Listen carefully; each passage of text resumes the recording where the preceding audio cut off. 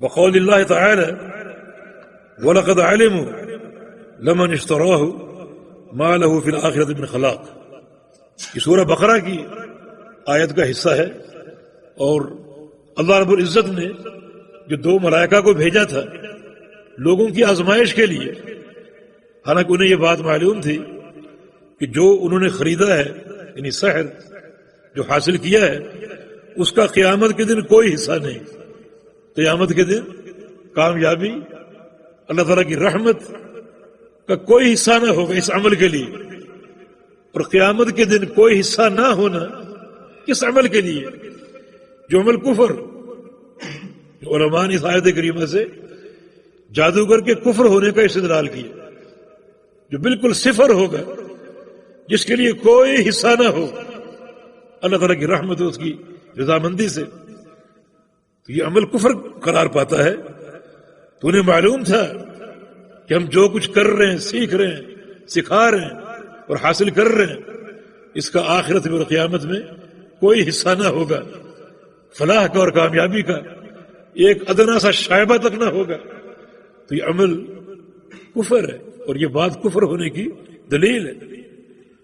اور فرمایا کہ یؤمنون بالجبت والطاغوت، یہ اشارہ یہود کی طرف ہے، کیونکہ یہودی سب سے زیادہ جادو سے تعلق رکھتے تھے، جادو کرنا، کرانا، سیکھنا اور سکھانا اور لوگوں میں شر پیدا کرنا، یہ زیادہ تر یہود کا عمل تھا۔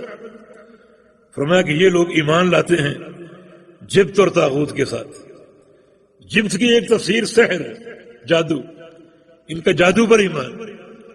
تو اگر ہم بھی کچھ جادو سے تعلق رکھیں گے تو تشبہ ہوگا یہود کے ساتھ، اور یہود سب سے بدترین قوم، سب سے بدترین قوم اس رقعہ ارضی پر یہودی ہے۔ تو ان کے اعمال اور خصائل کے ساتھ تشبہ کتنا خطرناک ایک عمل ہوگا۔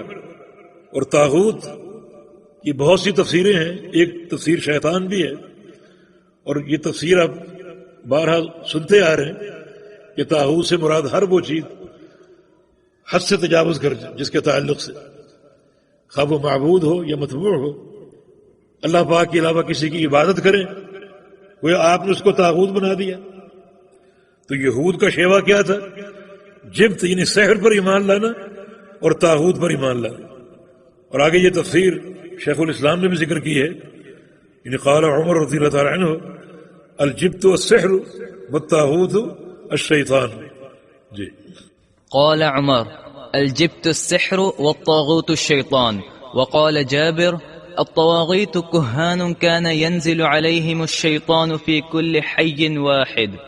یہ طاغوت کا دوسرا معنی ہے، یعنی طاغوت سے مراد شیطان بھی ہے، اور طاغوت سے مراد ہر وہ چیز یا شخصیت جس کے تعلق سے آپ شرعی حد سے تجاوز کر جائیں، خواہ وہ کو معبود ہو، متبوع ہو، مطاع ہو، یہ بھی طواغیت ہے۔ اور طاغوت سے مراد جابر رضی اللہ عنہ کی تفسیر کے مطابق الطواغیت کہان کان ینزل علیہم الشیطان، کہ طواغیت یعنی طاغوت وہ کاہن تھے جن پر شیطان نازل ہوتے تھے۔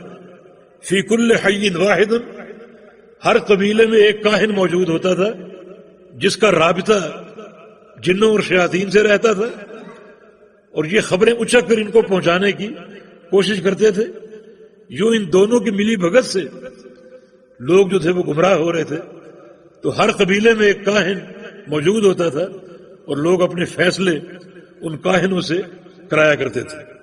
یہ بھی طاغوت ہے، یعنی ہر وہ شخص طاغوت ہے جس کا رابطہ شیاطین سے ہو، ان سے خبریں معلوم کرنے کی کوشش کرے، اور اس کی روشنی میں لوگوں کو گمراہ کرنے کی، ان میں فساد پیدا کرنے کی کوشش کرے۔